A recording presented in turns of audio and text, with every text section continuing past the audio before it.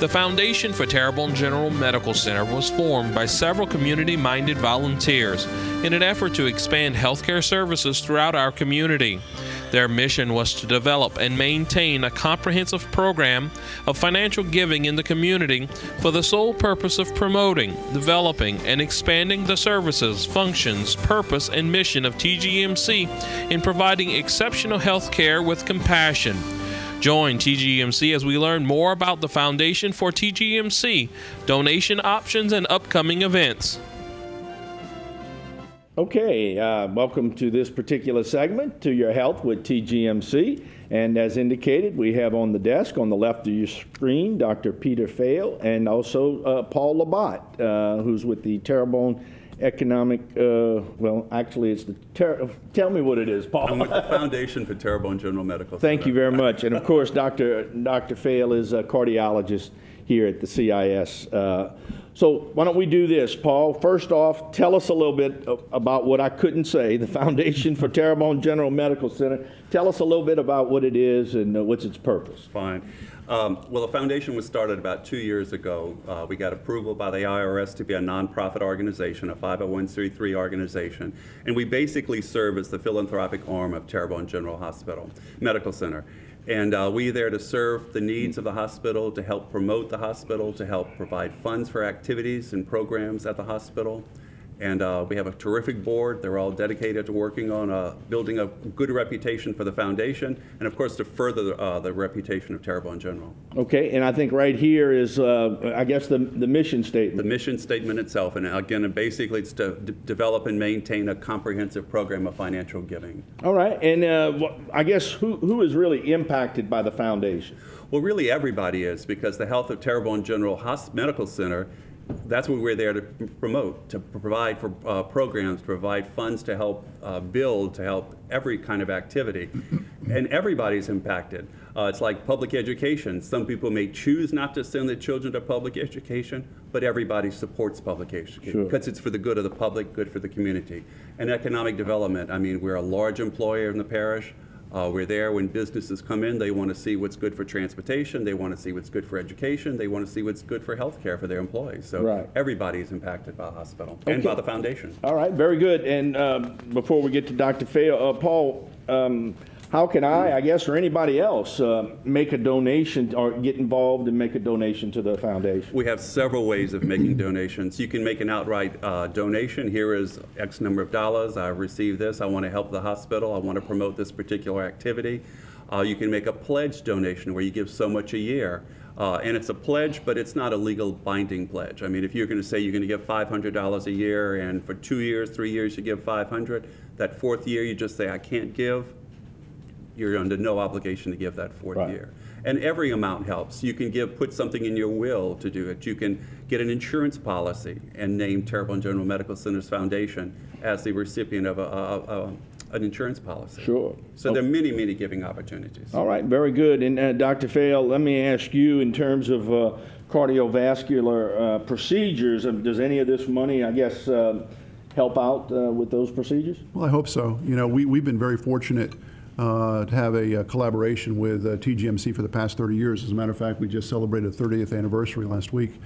You know, we've been focused on heart disease, and one of the offshoots of heart disease has been structural heart disease, which I've been a big proponent of, specifically in the mitral valve, the aortic valve, and what's called structural heart. And so one of the nice things we got involved with several years ago was the e-valve procedure, and I think there's quite a few patients right now in Terrebonne Parish that have benefited from that procedure.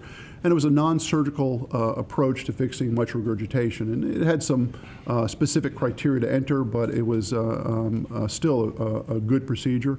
It was reported in the New England Journal, which we were fortunate enough to be part of that reporting, which showed that it was safer than surgery.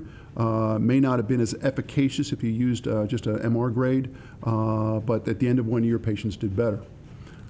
We built on that reputation to start doing aortic valves, and that has been the darling of cardiovascular medicine over the past 5 years, where actually you're taking patients who are prohibitive risk for surgery for an aortic valve replacement.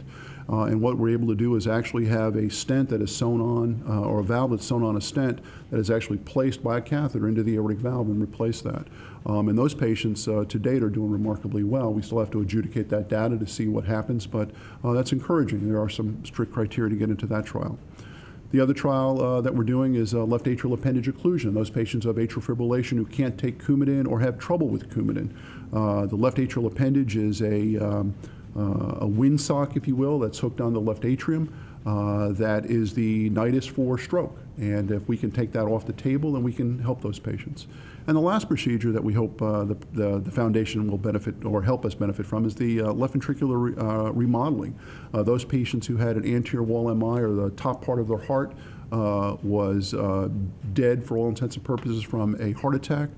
They go into congestive heart failure, and what we can do is actually put in what looks like a big cup and partition that wall that's inefficient and try to make them more efficient. And that data is just now being adjudicated. We're fortunate to be one of only 6 centers in the country that are participating in that. So we've been very selective or been selected in some high-profile trials that unfortunately are expensive. And a lot of patients in Terrebonne Parish have benefited from that. Okay, and then you mentioned the procedures. Tell us, I mean, why are they so important, I guess, well, to the patient? Well, probably. obviously, I think, up until recently, your alternative was to do nothing. Potentially, you could go to Houston. And even sometimes in Houston, you got turned down because the surgeons would say you're just too sick. We have patients that are now coming to us from literally the Gulf South. We see patients from Alabama, from Mississippi, from all over Louisiana that used to go to other areas. And so they're coming to see us. That notoriety also helps the patients of Terrebonne Parish. They get to benefit from that. We get the more of these high-profile trials that we do well in. Other companies see that we're doing that, and they come and ask us to participate in other trials. Okay, very good. On that note, we'll go ahead and take a break. We're going to continue our discussion right after these messages.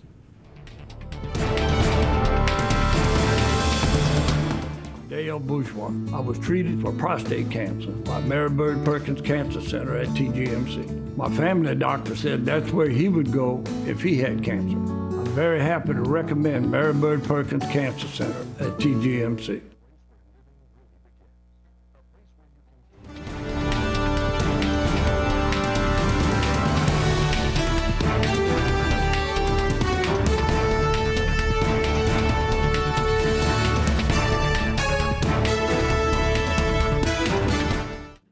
Okay, Paul, before we get to some fundraising events, Dr. Fail just told us a little bit about the procedures. Can you elaborate just a little bit on how that money actually, goes to those procedures and how that happens? Well, some of the projects we have coming up are going to be specifically designated for that purpose. When he and the other physicians say we need money for this, that money will be available and go directly for that cause. So there's no middleman, it's not administration, right. It's going toward that cause. So it's going directly. And it stays locally. And he was too modest to say, but he's one of the few surgeons in the country who performs this procedure. It's not a handful of people, it's just a small handful of people who do it. So. Well, we're honored and we certainly appreciate that, Doc. Look, let's see, I was looking at my notes here and speaking of upcoming fundraisers, tell us a little bit, Paul, if you will, about what's being planned. Okay, we have 3 big events coming up. The first is the Rooftop Roundup. This is our second event. Last year it turned out really well. People enjoyed it. We've had requests for tickets. It's held on the rooftop of the parking garage. Big Mike's Barbecue, Kyle Doming, and Billy Stark provide the music. It's a very low-key, very casual event. People seem to come up. You can look at this, enjoy the fall weather. It's early fall weather, so it shouldn't be that warm yet. Right. It's a lot of fun. Tickets are only $40. You can get them at the gift shop at the hospital, or just call me at Terrebonne General, and I'll be happy to mail the tickets to you. The second event is a new event we're doing, and this is specifically for the procedure Dr. Fail was talking about. It's a Take Aim at Heart Disease sporting clay shoot. Oh, okay, fun. It's something that's gone well in the past for the foundation, the previous foundation. And we want to do that again. We have some dedicated people. Chuck Weaver is kind of chairing that particular event. He's got some friends, C.W. Johnson, the district attorney's doing it, Leland Landry is helping us out. So we have a good support team, and that's Sure. going to be October 5th at the Tri-Parish Sporting Clay Center. And the third event that we have coming up is the 4th annual Homa Heart and Souls half marathon and 5K run. And that's done for free cardiovascular screenings done every year by CIS. So that's something that's going to be a lot of fun. It's one of the only recognized half marathon training in the area. So if people want to practice their run, this is the time to come participate in the run. And again, registration can be found online at tgmc.com/half-marathon. You can get the training schedule. I think it's on the screen now. Yeah.